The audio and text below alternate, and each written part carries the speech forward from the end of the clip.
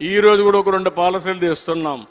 Aerospace కానీ defence కానీ ఇలాంటి 33 పాలసీలు ఒక సంవత్సరంలో తెచ్చిన ప్రభుత్వం ఈ ఎన్డీఏ ప్రభుత్వం అని చెప్పి కూడా నేను మీకు తెలియజేస్తున్నా. అదే మరి ఈగల్ శక్తి టీమ్స్ ఇక్కడ కూడా మీరు చూస్తే ఇంత మునిపే ఉప ముఖ్యమంత్రి గారు చెప్పారు, పోలీస్ యంత్రాంగం ఇక్కడ ఉన్నారు.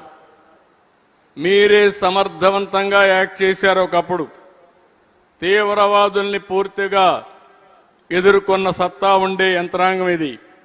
రాయలసీమలో ముఠా నాయకత్వాన్ని పూర్తిగా తుదముట్టించి ముఠాలు లేకుండా చేసిన పోలీస్ యంత్రాంగం ఇది. రాష్ట్రంలో ఆనాటి సమైక్య ఆంధ్రప్రదేశ్లో ఎక్కడ కూడా మీరు ఒక్కసారి చూస్తే కమ్యూనల్ వైలెన్స్ లేకుండా మత సామరస్యాన్ని కూడా కాపాడారు, రౌడీయిజాన్ని కూడా కాపాడారు.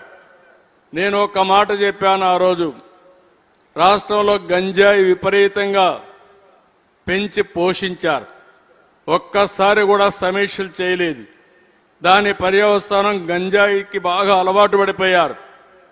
ఏదైనా కంట్రోల్ చేయగలుగుతాం కానీ గంజాయికి బానిసైతే చాలా సమస్యలు వస్తాయని చెప్పా. ఇప్పుడిప్పుడు అలాంటి సమస్యలు ఇంకా వస్తూనే ఉన్నాయి. కానీ పూర్తిగా పంటని నిర్మూలించగలిగాం. ఇంకా ఒక మాట చెప్తున్నాను, ఎవడైనా సరే గంజాయి పెంచినా, గంజాయి సేవించినా, గంజాయి అమ్మినా అదే చివరి రోజు అవుతుంది. ఈ రాష్ట్రంలో ఎలాంటి పరిస్థితులు ఉపేక్షించమని మరొక్కసారి గట్టిగా హెచ్చరిస్తున్నా, అమలు చేసి చూపిస్తామని మరొక్కసారి మీ అందరినీ కోరుతున్నా. పోలీస్ యంత్రాంగం ఇక్కడే ఉన్నాం. నేను ఒకటే మిమ్మల్ని కోరుతున్నా, ఈ రాష్ట్రంలో లా అండ్ ఆర్డర్ మెయింటైన్ చేయాలి. ఆడబిడ్డలకు ప్రొటెక్షన్ ఉండి తీరాలి. ఒక్కొక్కసారి తలుచుకుంటే బాధేస్తుంది.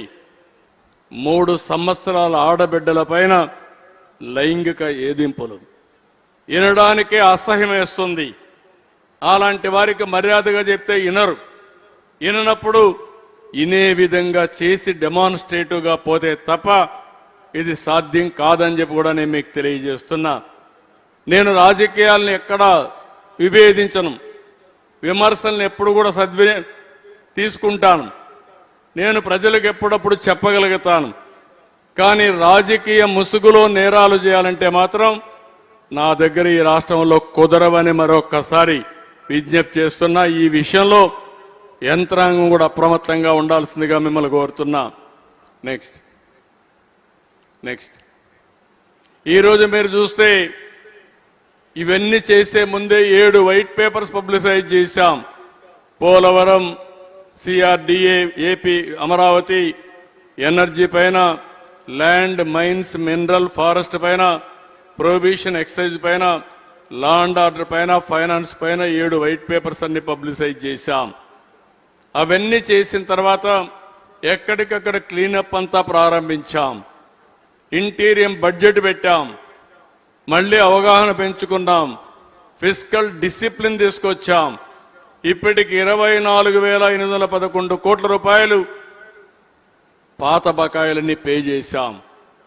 ఫైనాన్స్ కమిషన్ గ్రాంట్ 3,449 కోట్ల రూపాయలు క్లియర్ చేశాం. లాంగ్ పెండింగ్ డ్యూస్ అన్ని ఉద్యోగస్తులు ఉంటే 10,925 కోట్లు క్లియర్ చేశాం. ఇరిగేషన్ రోడ్లకి 14,816 కోట్ల రూపాయలు పే చేశాం. సెంట్రలీ స్పాన్సర్డ్ స్కీమ్స్ 14,479 కోట్ల రూపాయలు డబ్బులు తీసుకొని డైవర్ట్ చేసి దానికి డబ్బులు ఖర్చు పెట్టి అక్కడి నుంచి యూసీలు తీసుకుపోయి మళ్లీ 82 స్కీముల్ని ట్రాక్లో పెట్టే పరిస్థితికి వచ్చాం. అంటే ఆర్థిక ఇబ్బందులున్నాయి, వదిలిపెడితే కేంద్రం ఇచ్చే నిధులు కూడా మనకు రావు. అందుకని దాన్ని కూడా పూర్తి చేసే పరిస్థితికి వచ్చాం. ఈ రోజు మీరు చూస్తే rebuilding with purpose, reforming with resolve అనే కాన్సెప్ట్ పెట్టుకొని ఎక్కడికక్కడ మనం చెప్పినట్టు అన్ని చేయడం కోసం